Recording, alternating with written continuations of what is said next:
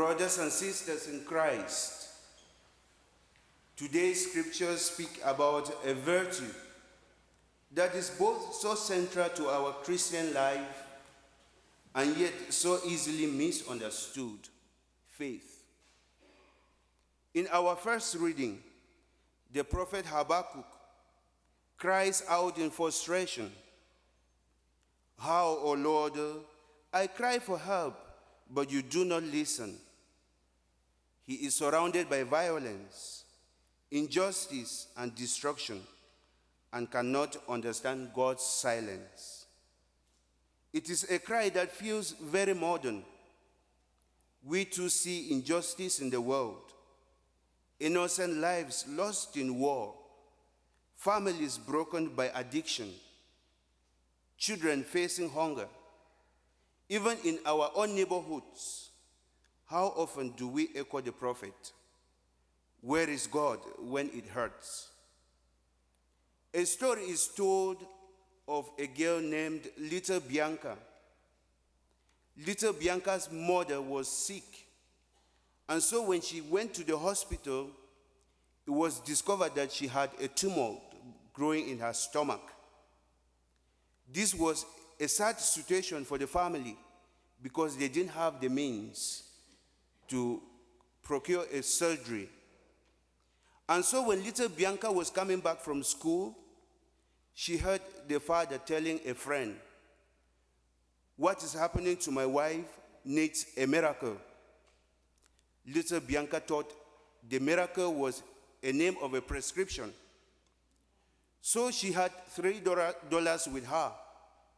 She took the $3 and went to the nearest CVS she could see, or Walgreens. And she entered and met the pharmacist and said to her, "I want to buy Miracle." And the pharmacist looked at her and said, "Are you sure you are not missing the name of the prescription?"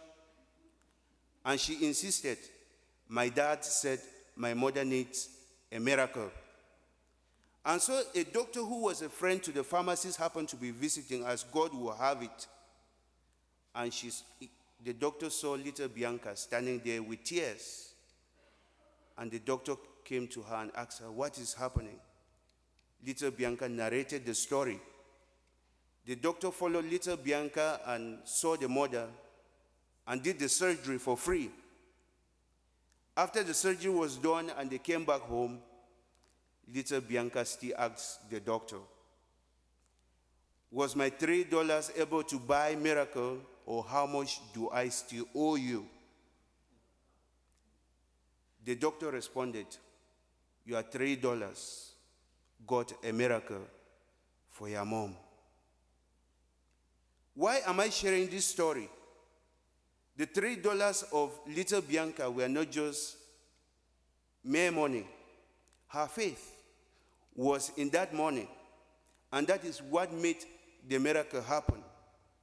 In today's gospel, we see the apostles also worried. They have been with Jesus Christ.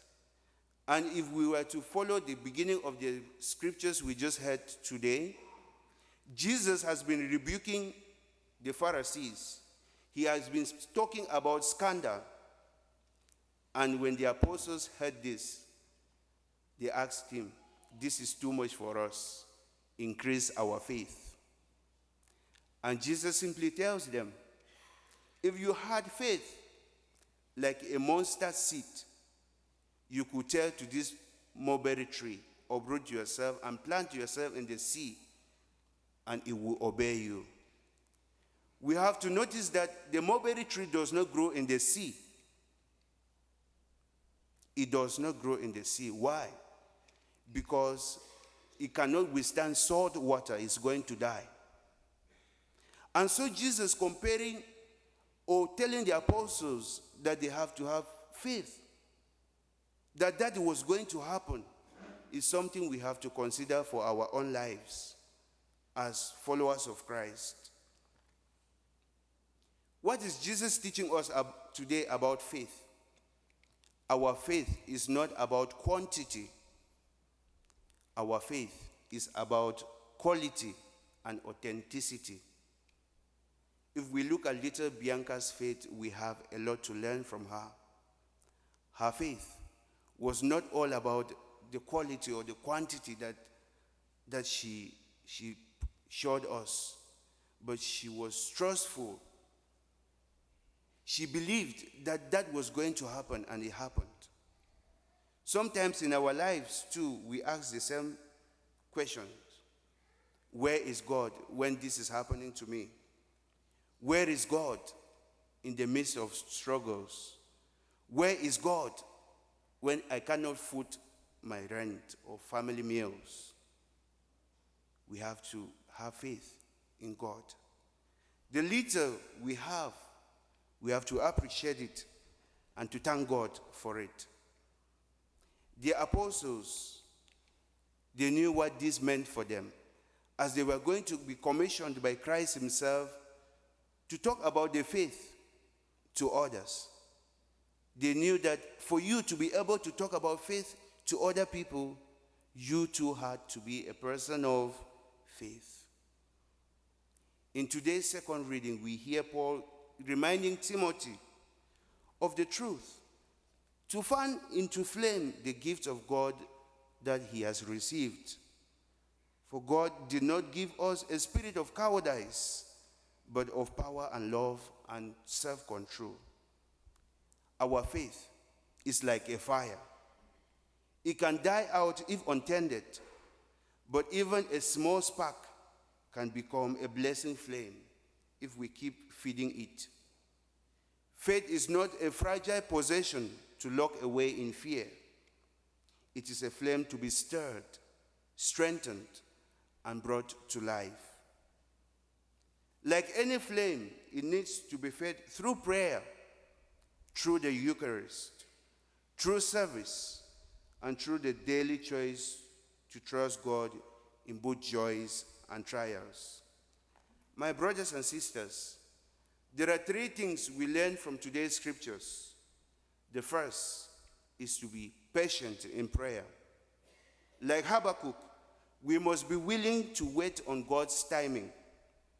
Faith is not demanding instant solutions, but trusting that God's vision comes at the appointed time. The second thing is to persevere in service. Let us be faithful in the small duties, helping at home, serving in parish life, showing kindness to those in need, even if nobody says thank you to us.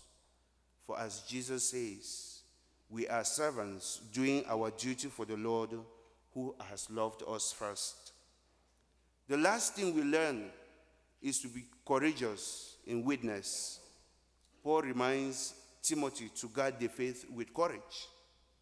In a world where it is easier to be silent, our mustard seed of faith can inspire others if we live it openly and joyfully. True faith is not about spectacular display. It is about steady trust, humble service, and courageous love.